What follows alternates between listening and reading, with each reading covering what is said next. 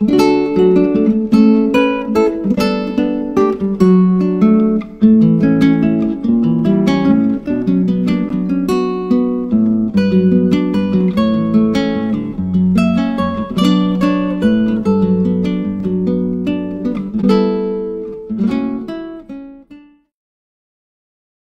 tú quebraste su pesado yugo y la vara de su hombro y el cetro de su opresor como el día de Madián. Vamos a leerlo todos juntos y a apropiarnos de esta palabra. Dice, porque tú quebraste su pesado yugo y la vara de su hombro y el cetro de su opresor como en el día de Madián. Gloria a Dios. Pueden sentarse y el tema de hoy es Navidad, una dádiva que trae libertad. Ese es el tema de hoy para esta mañana, amados hermanos.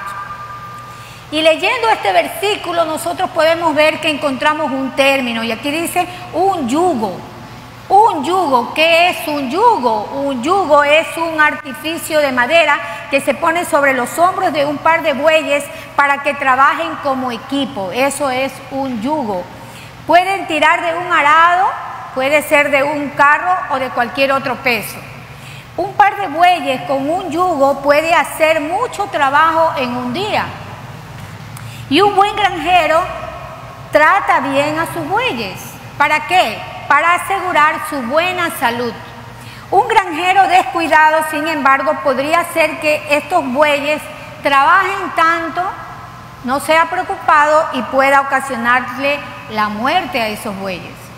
La vida de un buey es, ¿verdad? Es pesada en su mejor momento, terrible en el peor.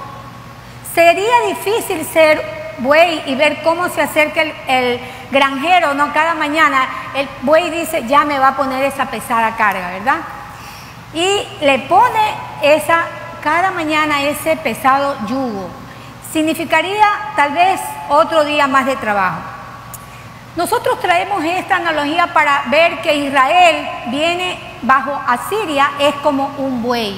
Está dominado bajo ese yugo del opresor, del enemigo. Eso es lo que significa esta analogía. Y tenemos como un primer punto, una dádiva que trae libertad. El yugo es una metáfora bíblica común para hablar de la servidumbre de un pueblo oprimido, un pueblo que experimenta esa opresión en manos de sus opresores. Nosotros podemos ver esto en Génesis, vayámonos a Génesis 27 y ahí nosotros vamos a ver alusivo a esto, ¿no? Génesis 27, 40. Dice, y por tu espada vivirás y a tu hermano servirás. Y sucederá cuando te fortalezcas que descargarás su yugo de tu cerviz. Esto de aquí es cuando Esaú vende su primogenitura a su hermano Jacob y su padre Isaac, ¿verdad? Su padre Isaac le dirige estas palabras a Esaú, ¿no? O sea, Esaú iba a estar sometido, ¿verdad? Como que fuera un yugo de su hermano Jacob. Eso es lo que es trae esta cita, ¿no? Entonces, el romper de un yugo es una metáfora para la liberación de esa servidumbre. Vamos a ver Levítico 26:13. Nosotros podemos ver que este tema del yugo es tratado a través de toda la Biblia y vemos Levítico 26:13, que dice: Yo Jehová vuestro Dios, que os saqué de la tierra de Egipto, para que no fueseis sus siervos, y rompí las coyundas de vuestro yugo, y os he hecho andar con el rostro erguido. Entonces, aquí vemos esto, ¿no? Israel está bajo el yugo de Egipto, y el Señor Dios omnipotente lo liberta de ese yugo de los egipcios. ¿Qué dice Isaías 58:6? ¿No es más bien el ayuno que yo escogí, desatar las ligaduras de impiedad, soltar las cargas de opresión y dejar ir libres a los quebrantados, y que rompáis todo yugo? Y que rompáis todo yugo. Aquí está ya tratando, ¿verdad? Un yugo ya más específico, un yugo del corazón del hombre, ¿Qué ayuno estás haciendo? ¿Qué clase de ayuno haces? ¿Un ayuno para ser visto por los hombres o un ayuno para que tú liberes lo que está cautivo? Es lo que dice el profeta. Pero vayamos a Ezequiel 34, 27. Y el árbol del campo dará su fruto, y la tierra dará su fruto, y estarán sobre su tierra con seguridad. Y sabrán que yo soy Jehová cuando rompa las coyundas de su yugo y los libre de mano de los que se sirven de ellos. En este caso vemos a Isaías está esperando el día en que el Eterno libere a Israel del yugo de su opresor, ¿no? Pero aquí nosotros estamos viendo que hay una profecía, ¿no? ¿De qué yugo quiere? Hay un yugo más importante, hay un yugo más imponente, y ese yugo es el yugo espiritual. Aquí estamos viendo la parte física. Israel está bajo el yugo de sus opresores, pero no porque Dios lo haya querido, sino porque ellos se quisieron poner en esa situación de esclavitud. ¿Por qué? Por su desobediencia. Y entonces nosotros podemos ver, yendo ya a nuestro versículo, que dice, porque tú quebraste su pesado yugo. Y luego viene, y la vara de su hombro, la vara de su hombro, gloria a Dios, dice, y la vara de su hombro y el cetro de su opresor. Aquí se refieren a los instrumentos con que los asirios azotaban a los israelitas. Estas frases son un ejemplo de un paralelismo que hay, ¿verdad? Hay un paralelismo aquí. ¿Qué es esto? Muchas veces esto se va y está referido en los salmos, ¿no? Es la vara, dice, de su hombro. ¿Qué quiere decir eso? Nosotros lo podemos ver en el padecimiento de Jesús cuando Él estaba en la crucifixión, ¿no? Fue golpeado, Él fue lacerado, ¿no? Con esa vara, con ese cetro de ese opresor, sobre Él descargaron toda la ira, ¿verdad?, que el enemigo quería que Él tuviera, porque Él pensaba que lo había vencido a Jesús, pero no fue así, porque el plan de Dios no era ese. El plan de Dios era de libertad, era de redención para la humanidad. Eso era el plan de Él, de Dios. Entonces, nosotros podemos ver que esa vara de ese hombro que iba a ser dada por el opresor, iba a traer esa salvación por medio de Él. Aquel niño que había venido a nacer, eso es Navidad. Él vino a nacer para que sea sobre Él descargado el odio del opresor, pero luego Él iba a vencer y a darnos vida, a darnos salvación. Esa salvación que nos liberta, esa salvación que nos da una nueva vida, y esa salvación trae con ella alegría. ¿Cuántos podemos nosotros experimentar la alegría de esa salvación, el gozo de esa salvación? Amén, amén. Pero a veces nosotros estamos como hijos de Dios, cristianos, no experimentando eso. Y decimos que somos cristianos, pero no estamos tal vez experimentando. Estamos tal vez de una actitud no adecuada, porque decimos, bueno, lo que pasa es que, hermana, usted no sabe todas las pruebas que me ha venido, las finanzas y todo lo que ha venido sobre mí. Pero el Señor está para nosotros, que a pesar de eso, ¿verdad? Él que vino una vez, entró a este tiempo, Él nos vino a traer libertad. Él vino a darnos esa libertad de todas esas preocupaciones, de todos esos temores que está al orden del día para cada uno de nosotros. Pero dice como en el día de Madián, dice el versículo nuestro, ¿no? El que estábamos nosotros leyendo como texto, como el día de Madián. Esta es una referencia a la historia de Gedeón. ¿Cuántos han leído sobre esta historia? Esto nosotros lo podemos encontrar en Jueces, en los capítulos 6 y 7. Si usted tiene, ¿verdad?, un tiempo ya, usted lo puede leer y puede ver lo que pasó con Gedeón y los madianitas. Y hace referencia a eso. Un pequeño, dice, ejército de 300 soldados que estaban ahí para libertar a Israel. Por el pecado de Israel, el Eterno permitió que los madianitas oprimieran a Israel durante 7 años.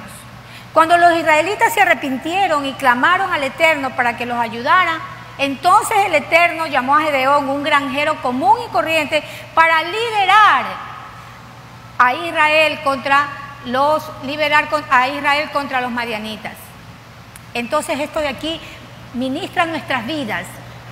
Muchas veces tal vez hemos estado en desobediencia, viviendo tal vez nuestros intereses, nuestros deseos. Y en ese momento tal vez no nos damos cuenta de lo que estamos haciendo. Mas el Señor, como nos ama, nos está llamando, ¿verdad? Con una varita. Y llega a veces esa reprensión. Y usted dice, y usted sabe lo que está haciendo. Se ha alejado del Señor, no está teniendo esa comunión con Él, ¿verdad? Entonces, algo está pasando. Su altar se ha enfriado. Amados hermanos, tenemos que entender que cuando nos suceden cosas, las cosas no son porque suceden, las cosas suceden porque algo espiritual está mal en nosotros. Mire, el Hijo de Dios ya no vive, el Hijo de Dios que está en Cristo, ya no vive como cualquier persona corriente. Usted tiene que pensar que el Hijo de Dios está viviendo en la plenitud de Cristo y usted está siendo el templo del Espíritu Santo. Y si usted está siendo el templo del Espíritu Santo, usted no es cualquier persona, demostrando la plenitud de Cristo.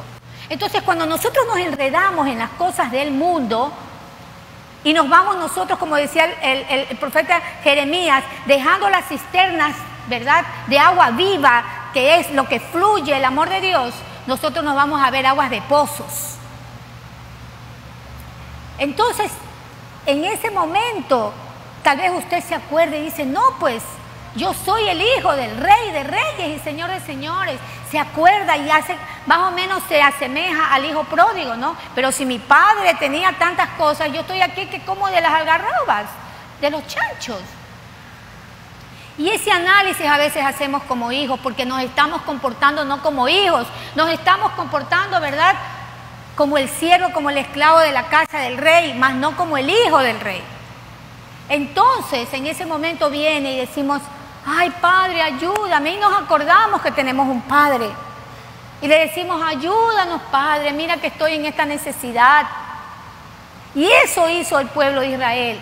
Cuando lo había abandonado a su suerte, cuando no le había importado, ahí se acordó de que tenía y clamó, dice.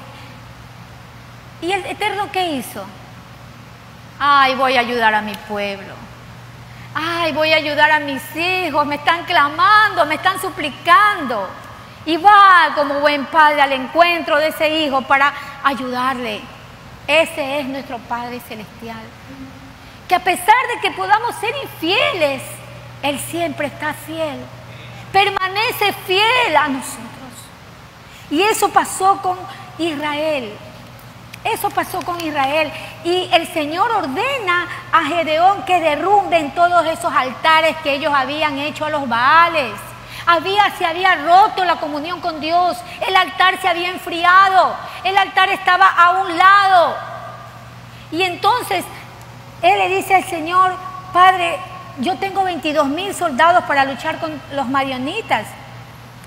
No obstante, es una pequeña exageración llamar a estos pobres hombres soldados. Ellos eran unas personas que solo tenían el deseo de pelear, pero no es que eran unos soldados como los de Roma, por ejemplo, que eran bien puestos, ¿no?, con su cabeza. Eran solamente personas que iban por una causa. No tenían, eran comunes y corrientes y no tenían una experiencia militar. Pero el Eterno le dice a Gedeón que estaban demasiados hombres y ordena que mande a la casa a todos los que tenían miedo. Esto es importante porque el Señor no camina con los miedosos. A esos que tienen miedo, mándamelos a su casa. Ay, ¿qué voy a hacer? ¿Y ahora qué me hará este ejército? ¿Moriré? ¿Qué haré? Entonces, las personas miedosas, las que no le creen al Señor, váyase a su casa. Eso le dijo a Gedeón. Mándamelos a ellos. Entonces, luego que él le dice eso, Gedeón se quedan 10.000 hombres. Entonces el Señor manda y le pide otra cosa, porque para el Señor era demasiados 10.000 hombres. Y ya vamos a ver por qué. Y Él le dice, bueno, a los hombres que ellos laman el agua como perros, esos tú son los que van a escoger. Y a los que se arrodillen, pues, entonces ellos, tú los envías a la casa. Entonces todos los que lamieron como perritos, ¿verdad?, del agua, solo fueron y completaron 300 soldados, que podamos decir, ¿no? 300 soldados. ¿Cuál era el objetivo que el Señor tenía? Era reducir el gran ejército a uno pequeño. ¿Para qué?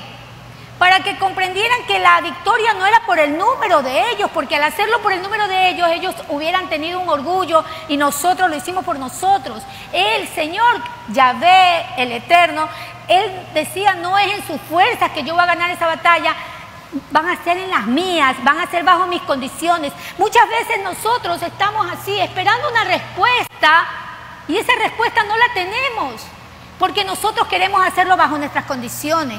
Queremos tener los 10.000, queremos tener los 20.000, los 22.000 para nuestra batalla. Y el Señor dice, no, no me sirve. Yo quiero que tú te sujetes a mí. Yo quiero que tú dependas de mí, no quiero que dependas de ti, de tus capacidades, de tus talentos. Y eso le estaba diciendo a Gedeón. Gedeón no entendía, pero ¿cómo vamos a nosotros a ser libertados por 300 hombres? Gedeón equipó a cada soldado. ¿Sabe con qué le dijo que le equipara? Con una trompeta y un jarro con una antorcha adentro. Eso era lo que tenían que llevar. De locos, no. Uy, Dios mío, pero ¿dónde está la espada? A ver, ¿dónde está todo el ejército que tenemos que llevar? Las armas. Y entonces, ¿cómo es esto? Que los madianitas, al ver todo eso, ven una antorcha, ¿verdad? Ven la trompeta. Tenían ellos que, los madianitas, pensando en que cada antorcha y estaba ahí y la trompeta, ellos tuvieron miedo. Ellos tuvieron miedo. Y cuando Dios pelea por cada uno de nuestros enemigos, dice que el enemigo huye. ¿Cuántos creen que sus enemigos han huido porque está el Señor con ustedes? Amén. Amén. Entonces vamos a leer Jueces 7:22. Ese versículo, casi les he resumido lo que vivió, ¿no? Pero vamos ahora a leer este versículo, si quiero que lo leamos. Jueces 7:22. Y dice, y los 300 tocaban las trompetas, y Jehová puso la espada de cada uno contra su compañero en todo el campamento. Y el ejército huyó hasta Betzita en dirección de Sererá y hasta la frontera de Abel Meolá en Tabat. Entonces Gedeón, sus soldados les persiguieron y ganaron una gran victoria y liberaron a Israel de los madianitas, quebrando el yugo bajo el que habían sufrido, ¿no? Entonces imagínense, ¿qué había pasado? Eran 300 que nomás tenían que estar con una trompeta. Ojo, ellos tocaban la trompeta y tenían que, lo que estaba ahí con la antorcha, que eso caiga y iluminar. ¿Qué quiere decir esto? Esto era una tipología, amados hermanos, de lo que iba a venir. De lo que iba a venir. La salvación que nos trae el Señor no es por hombres, es por su gracia. Y la trompeta es la proclamación, ¿verdad? La proclamación del Evangelio del Señor. Esa trompeta que nos anuncia. Esa trompeta que nos está anunciando, que nos anuncia la verdad, la palabra de Dios. Y esa antorcha, la luz del Evangelio que se ilumina a todo el mundo. Era una tipología de lo que iba a ser. Jesús nacería para ser ese libertador del mundo, para traer luz en medio de la oscuridad, para traer luz en medio del pecado. Su evangelio, lo que Él dejó para nosotros, es la luz que alumbra nuestra alma, hasta el más recóndito de nuestro corazón. Ahí está Él alumbrando a nuestras vidas. Debemos buscarle porque en Él vamos a encontrar ese oportuno socorro en todo momento. Ahora nosotros podemos con esto trasladarnos al tiempo de Jesús y hacer esa analogía. Muchos hoy en día creen que no necesitan libertad. ¿Han escuchado? No, yo no tengo tiempo, yo tengo mis negocios. Usted está equivocado, no tengo tiempo para eso. Creen que no necesitan libertad porque no son esclavos de nadie, dicen. Pero eso es una mentira del enemigo. Y inclusive fue esto vivido en el momento de Jesús. ¿Con quién? Con esos religiosos. Porque ellos solo tenían una religión, los fariseos tenían una religión, solamente querían cumplir nada más mandamientos. Pero ellos no habían tenido un verdadero renacer. Por eso es que cuando Nicodemo, como fariseo estudioso de la Biblia, va donde Jesús, él le dice: ¿sabes todo esto? Sí, yo lo sé todo, pero una cosa te falta. Nacer de nuevo. ¿Cómo puedo hacer eso yo? Ya soy viejo, ¿y cómo vuelvo a...? Ah, tienes que nacer de agua y del Espíritu Santo de Dios. Entonces es necesario que nosotros tengamos una libertad. Pero la gente dice: no necesito. Juan 8, 32, 33 dice: y conoceréis la verdad, y la verdad os hará libres. Le respondieron: linaje de Abraham somos y jamás hemos sido esclavos de nadie. ¿Cómo tú dices seréis libres? Es que los judíos, ellos se consideraban tan importantes porque eran de la simiente de Abraham, y pues no tenían que nadie discutirle a ellos lo que ellos eran. Entonces, los más entendidos en la Biblia, señores fariseos, aquí están. Los más espirituales, señores fariseos, ¿cómo están? Ellos eran los que tenían los primeros puestos. Ellos eran todo, absolutamente todo, porque ellos eran descendientes de Abraham. Era su orgullo. Pero ellos no habían entendido que a más de haber ellos querido cumplir los mandamientos que ellos creían que habían cumplido, ellos se habían olvidado de lo verdadero, que era adorar a Dios en espíritu y en verdad. Y ellos estaban siendo esclavos ¿de qué? De tradiciones. Pero no habían experimentado la verdadera libertad de tener a Dios en sus vidas. Gracias a Dios que aquí está el remanente que ha experimentado esa libertad en Cristo Jesús. Amén, amén. Pero ellos le respondieron: nosotros no somos ninguna clase de esclavos. Porque ellos eran pobres religiosos. La reacción fue inmediata. Ellos se sintieron ofendidos porque Jesús les había dicho. Ellos que eran las eminencias, pues no, reinantes, que le diga: eres esclavo. Eso fue un insulto a ellos. Por eso ellos procuraban matarle, ellos lo odiaban. Ellos no podían comprender lo que él estaba diciendo, ¿no? Entonces, nosotros podemos ver a qué se refería la simiente de Abraham. Génesis 22, 17, vámonos más adelante. De cierto, dice, te bendeciré y multiplicaré tu descendencia como las estrellas del cielo y como la arena que está en la orilla del mar, y tu descendencia poseerá las puertas de sus enemigos. Gloria a Dios. Esa es la promesa que el Señor nos da. Y a veces nosotros no. Dejamos que los enemigos nos sometan a nosotros. ¿Qué les parece? Cuando el Señor nos ha dicho que no es así, que Él somete a los enemigos bajo los pies de Él. Se ve entonces la total falta de comprensión que aquellas personas tenían de lo que Jesús enseñaba.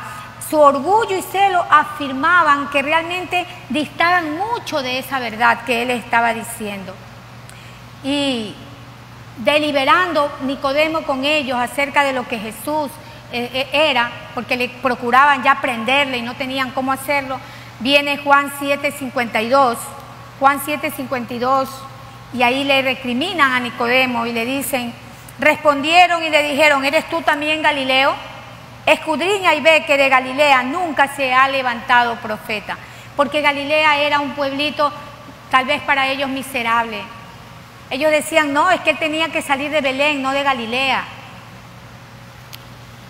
Por eso ellos menoscabaron lo que Jesús les decía. Varias veces Israel había sido subyugado como un estado vasallo. Fue subyugado por Egipto, Babilonia, Siria, Roma. Pero también en el Antiguo Testamento vemos en los inicios por los madianitas, los amovitas, madianitas, por todos ellos. Ellos eran dominados, oprimidos. Estas personas habían ignorado estos hechos. Ellos no habían perdido de vista esta expectativa mesiánica en ese momento. Y ellos de pronto decían, no, es que el que venga no va a ser como este que nos está hablando, ¿no? Este que se ve que no es nadie. No, el que venga nos va a libertar de este yugo y nos va a llevar, ¿verdad?, a un poderío. Vamos a ser ese pueblo que antes hemos sido. Entonces para ellos no podían comprender que una persona que no tuviera esa cualidad estuviera diciendo y hablando de Dios y diciéndoles que tenían que ellos experimentar algo diferente. ¿Qué pasó?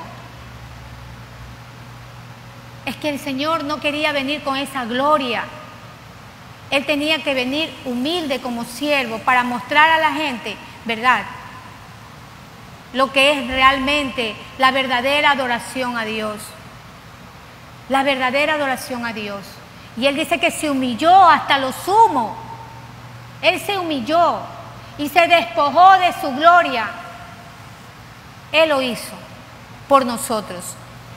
Entonces, nosotros vemos aquí, el teólogo Hovey comenta que el peor tirano que uno puede servir es su propio corazón egoísta.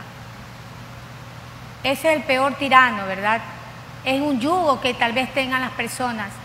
Soy egoísta, mi corazón está impidiendo que yo tenga una verdadera relación con Dios. Juan 8:34 dice, Jesús le respondió, Juan 8:34, Jesús le respondió, de cierto os digo que todo aquel que hace pecado, esclavo es del pecado. Ellos creían que la esclavitud en que estaban sometidos era una esclavitud política, pero Jesús les estaba hablando no de esa esclavitud política, sino que les estaba hablando de la esclavitud de sus vidas, porque ellos habían estado esclavizados a tradiciones y no habían tenido tiempo de buscar al verdadero Dios en sus corazones. Por eso les dice, todo aquel que hace pecado, esclavo es del pecado. Esto llama la atención, llama mucho la atención. Señala una esclavitud que reside en el fondo del corazón del hombre y se expresa en el orgullo personal que lleva a la desobediencia y rebelión ante Dios por un lado y a la sumisión y obediencia ante Satanás por otro. Por ejemplo, amados hermanos, la drogadicción es una ilustración gráfica de la esclavitud que produce la práctica de este pecado. En la adicción finalmente se pierde todo el control de las decisiones y se da rienda suelta a eso, ¿verdad?, a eso que ha decidido y finalmente se destruye la persona. Eso es un esclavo de pecado. La práctica del pecado traduce una expresión griega que significa literalmente todo aquel que está haciendo el pecado. Y todo el que hace el pecado se opone a la verdad de Dios. Juan 3:21, mas el que practica la verdad viene a la luz para que sea manifiesto que sus obras son hechas en Dios. Gloria a Dios. Las personas que practicamos la verdad estamos en la luz, pero la persona que ha decidido practicar lo del pecado de este mundo está esclavo de ese pecado. Esclavo. No es solo un acto pecaminoso que lleva a la esclavitud, sino es el hábito mismo de estar en ese pecado. La práctica del pecado es la manifestación de esa esclavitud. La palabra esclavo traduce al griego doulos, que se refiere a uno que pertenece a otro, sin ningún derecho personal. Es interesante que el apóstol Pablo aquí nos emplea este término. Él dice en Romanos 1:1, y dice: Pablo, siervo de Jesucristo, llamado a ser apóstol, apartado para el evangelio de Dios. Aquí está un doulos, aquí está un esclavo de Jesucristo. ¿Cuántos somos esclavos de Él? Por amor. Amén. Amén. Nos debemos a Él, somos para Él. Él es el motivo de nuestro existir. Él es el motivo de nuestra alegría. Él es el motivo de nuestro canto. ¿Cuántas madres y padres se levantaron alegres porque hoy era el día de venir a su casa? Amén. Eso solo lo produce el amor que habita en nosotros, que es el amor, la plenitud de Cristo en nuestras vidas.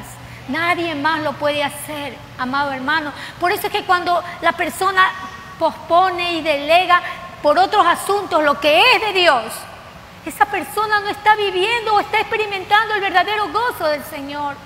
Porque el gozo del Señor es estar en sus atrios, es estar aquí con Él, con mis hermanos. Gloria a Dios. Y esto se repite, Filipenses 1:1, Tito 1:1, ahí se está repitiendo esto de que somos esclavos de Él. Es una verdad profunda al decir que todos son esclavos del Señor y no de Satanás. Un teólogo del siglo IV, Agustín, decía que el esclavo que pertenece a otra persona puede en algún caso escaparse de su dueño. Mire, el esclavo que pertenece a una persona en algún caso podría escaparse de su dueño, puede escaparse o le puede dar una carta de libertad. Pero para el esclavo del pecado no hay esperanza de eludir a su dueño, porque reside adentro y lo acompaña donde quiera que vaya. ¿Sabe por qué? Porque el enemigo entonces tiene a sus esclavos, esos esclavos que están ahí bajo su yugo. Esos esclavos que están experimentando el resultado de sus propias decisiones de vivir en sus concupiscencias. Esos esclavos están teniendo el pago de Él. Yo pregunto, ¿usted ha visto a alguien que está viviendo bajo el pecado de Satanás feliz? No. O está en victoria, podría tener muchas cosas y dice: aquí estoy con mis bienes y tengo el dinero, pero no es feliz, no tiene paz. La compra y venta de esclavos era era una práctica común en el primer siglo. Jesús describe el contraste entre esta situación de un esclavo y el hijo del dueño de la casa, para él ilustrar una verdad que desea comunicar. Estando en la casa, el hijo tiene acceso al padre, puede influir en sus decisiones, puede aún liberar a esclavos. Jesús es el hijo que siempre está en contacto con el Padre Celestial y puede lograr para los que creen en Él la libertad, esa verdadera libertad. ¿Qué les parece? Ese Jesús está intercediendo allá, ese hermoso Salvador de mi vida, de la suya, ante el Padre, por usted, por mí. Y no contentos con ese intercesor, nos deja otro, que es el Espíritu Santo, que dice que con gemidos indecibles Él presenta nuestras oraciones ante el Señor. O sea que usted tiene doble intercesor. ¿Qué le parece? Y sin embargo no nos podemos dar el lujo nosotros de llorar y gemir diciendo que no tenemos ayuda de nada porque tenemos más que suficiente de ayuda. Hay distintas clases de libertad. Hay la libertad política, civil, doméstica, financiera, intelectual. Sin embargo, la verdadera libertad es la que el Hijo, nuestro Señor Jesucristo, el Hijo de Dios, otorga a los que creen en Él.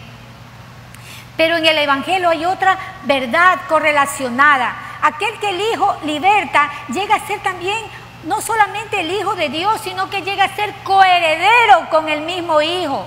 ¿Saben lo que es coheredero? Coheredero es que yo voy a participar de lo que Él está participando. Coheredero de su gracia con el mismo Hijo, con los privilegios y derechos que esta relación implica. ¿Qué le parece? O sea que usted no solamente va a ser hijo, sino que usted va a gobernar, va a coheredar de todo lo que el Padre le ha dado al Hijo. Yo no me quiero perder eso, no sé si usted, pero yo no me quiero perder porque imagínense, yo quiero estar coqueteando al mundo y tal vez me voy a ir a perder esa que yo voy a coheredar con él. Así que no, yo tengo que asegurar rápido y todos tenemos que asegurar el poder estar en esa relación que Él quiere que estemos, de consagración. Juan 15:15, ¿qué dice Juan 15:15 a esto? Ya no os llamaré siervos, porque el siervo no sabe lo que hace su Señor, pero os he llamado amigos. Amigos, gloria a Dios, somos amigos. Amigos, ¿por qué? Porque todas las cosas que yo oí de mi Padre os las he dado a conocer. O sea, ya no me he quedado nada para mí. Todos se los he dado, todos se los he hecho conocer. Por eso ya no son siervos, sino son mis amigos ahora. Juan 8:36. Juan 8:36, un poco más para atrás dice: así que si el Hijo os libertare, seréis verdaderamente libres. Seréis verdaderamente libres. Qué hermoso realmente estar en la libertad de Cristo. Nos duele ver que muchas personas están sometidas al pecado. No se dan cuenta que están siendo títeres de Satanás. Están sirviendo al enemigo. Creen que llevan una vida hermosa, de placer nada más. No tienen tiempo para Dios. Hoy en estos últimos tiempos no hay tiempo para Él. Tenemos muchas actividades, tenemos planes que cumplir, negocios que hacer. No tengo tiempo para Él. Pero Él sí se dio el tiempo para dejar su gloria, sacar todo lo que Él tenía, despojarse de todo para venir a nosotros. Él sí se dio el tiempo. Pero las personas hoy no tienen tiempo. No tengo tiempo para Dios. Y eso debe sangrar nuestra alma como iglesia y orar para que esas personas puedan buscar al Señor, para que el Señor ponga en ellos un corazón de búsqueda de Dios. Tenemos que volver a ese llamado que el Señor nos ha dado. Él vino a libertad al perdido, al cautivo.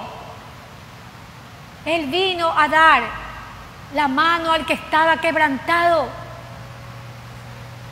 a sanar esos corazones heridos. Y Él no lo va a hacer. Él nos ha dejado a nosotros eso.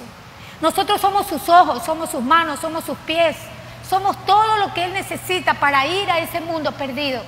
Porque Él ha venido a dar libertad. Entonces nosotros, hermanos, para concluir, ante lo visto por medio de la palabra de Dios, se comprende que Jesucristo nos da libertad, pero no cualquier libertad, sino una que verdaderamente nos hace libres de todo yugo de esclavitud y de la muerte espiritual. Pero a veces, hermanos, como hijos de Dios también nos damos lugares para estar en esclavitud, y ahí tenemos que tener cuidado. Pedirle al Señor que nos dirija, alumbra tu salvación en mi vida, porque no quiero perecer, porque la palabra de Dios dice que sin santidad nadie verá al Señor. Entonces yo tengo que estar santificado, consagrado para Él. Y si en mí hay camino, yo tengo que orar cada día, amados hermanos, y decir, si hay camino de perversidad en mí, si hay tal vez orgullo, si hay tal vez una desidia, si hay una antipatía para mi prójimo, si hay tal vez algo que está dañando, yo te lo entrego, Padre, porque no quiero seguir así. Porque yo quiero que tú gobiernes mi vida. No lo puedo hacer sin ti, Señor, soy realmente inútil. No puedo hacerlo, pero tú me vas a dar la salida, porque yo quiero agradarte, porque yo quiero vivir para ti, Señor.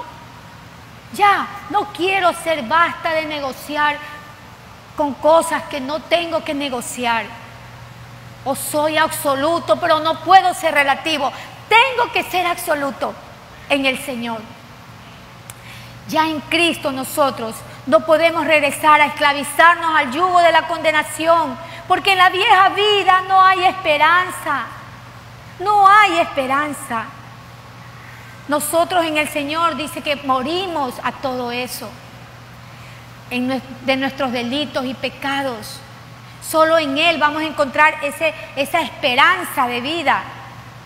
Nosotros tenemos que vivir una vida de adoración e intimidad en la presencia del eterno Dios. Pedirle a Él que sea cultivado nuestro altar cada día para agradarle, para ser ese instrumento que Él va a usar para llevar libertad a esas personas que no le conocen todavía. Para yo poder ser testimonio y una carta abierta a un mundo que quiere ver a Jesús en mí. Que esta Navidad tengamos la oportunidad de compartir, amados hermanos, la dádiva de Dios por medio de Cristo Jesús. A todos aquellos que están viviendo en ese yugo, que ustedes lo ubican, están sin luz y sin esperanza, sabiendo que Jesús, cuando nace en el corazón, Él va a traer esa luz, ese gozo por la eternidad. Jesucristo es la Navidad, amados hermanos, que toda la humanidad debe vivir y experimentar. No olvidemos eso. Cuando usted a alguien le pregunte ¿qué es Navidad para ti?, usted sabe que le va a responder. Navidad es Jesús. Navidad vino a ti para libertarte de la opresión del pecado. Amén. Yo pregunto, amado hermano, a manera de aplicación, ¿estás compartiendo este mensaje de esperanza a aquellos que están viviendo en el yugo de la esclavitud? ¿Está tal vez orando usted para que esos yugos sean quebrados, anulados, rotos? O tal vez usted está participando, ya bueno, es que tengo que ganármelo, entonces yo me hago a esa persona. No, tengo que romper ese yugo y lo voy a hacer con oración. Tal vez usted mismo como hijo de Dios le ha estado dando lugar a un pecadillo por allí, ¿no? Que le está alejando de esa verdadera comunión. Tal vez estamos nosotros coqueteando, ¿no? ¿Verdad? Tal vez estamos ahí dándole, ¿verdad?, unas risitas ahí, queriendo coquetear con el enemigo. Pero no, tenemos que decirle, Señor, perdóname. No permita, Señor, que tal vez este mundo me atraiga con lo que ofrece. Quiero realmente ponerme tu yugo, porque tu yugo, dice Lucas 11:30, dice que su yugo es fácil, ligera su carga, ¿no? Yo leía esto y ministraba mi vida, porque es verdad, la gente vive con yugos del enemigo y vive pesada esa carga, ¿verdad? Sin gozo, sin paz. Pero cuando nosotros venimos al Señor, ¿por qué se hace, dice, el yugo más ligero? Porque nosotros caminamos en victoria y cuando viene un problema nosotros decimos, Señor, gracias. Gracias, Padre. Ayúdame, Padre, a mirar con los ojos de fe. Es duro para mí, me ha costado lágrimas esto. Pero créeme, Padre, que cuando yo estoy contigo no siento que esto que me ha costado lágrimas va a ser para siempre. Tú me vas a dar la victoria, Señor. ¿Cuántos lo creen? Amén, gloria a Dios. Vamos a ponernos en pie y vamos a orar, amados hermanos. Y dale gracias a Dios por esta verdad de su palabra. Oh Dios, Señor. Gracias, Padre, porque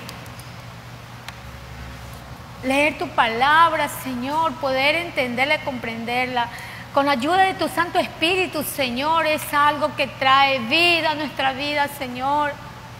Y a veces, Señor, con ella somos confrontados en momentos que a veces sentimos, Padre, que te hemos fallado. Y es por eso que en esta mañana pedimos, Padre, que tú nos ayudes. Tal vez estamos queriendo poner en nosotros yugos pesados, que es del pasado. Y pedimos, Señor, que nos libertes. No queremos saber de eso. Queremos tener tu yugo, Señor. Queremos, Señor, que tu presencia esté con nosotros y que no podamos entristecer al Espíritu Santo. Padre, dice tu palabra que no entristezcamos al Espíritu Santo. ¿Cuánto te entristeces cuando no ve en sus hijos, Padre, el que seamos, Señor, verdaderos seguidores de ti, Señor? Perdónanos, Padre, porque tal vez con una palabra, porque tal vez con un comentario Tal vez dañamos a nuestro prójimo. Porque tal vez, Señor, dudamos en un momento dado de tu protección, de tu poder, y quisimos hacer las cosas a nuestra manera y no a tu manera, Señor. Nosotros reconocemos tal vez esto y queremos someternos a ti, Padre, y poder entender que Navidad es saber que trajiste libertad y nos libertaste, y te agradecemos porque nos ofreciste una salvación que iluminó nuestra vida, que iluminó nuestra alma, que le dio propósito a nuestras vidas, Señor. Qué alegría poder, Señor, recordar que tú viniste por mí, alguien insignificante, alguien que no tenía valor, pero en ti soy una mujer con valor. En ti hay hombres aquí con valor, porque Jesús, tu plenitud lo llenó todo, Señor. Gracias, Señor, porque tu presencia, Señor, es la que se asegura cada día en nuestras vidas, Padre. Perdónanos.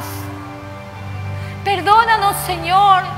Queremos tu carga, queremos, Señor, pagar el precio que tú quieres que pagamos, Señor. Queremos ser discípulos y seguidores de ti, Padre, para honrar tu nombre, Señor, para adorarte.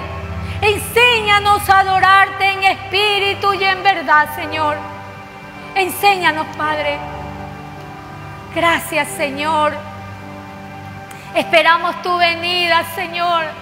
Vienes pronto, Señor. Tu galardón contigo. Y esperamos, Señor. Queremos esperarte con lámparas encendidas para recibirte, mi Rey. Gracias, Señor. Bendito seas. En el nombre de Jesús. Amén. Maranata, Cristo viene. Dios les bendiga. Bendiciones.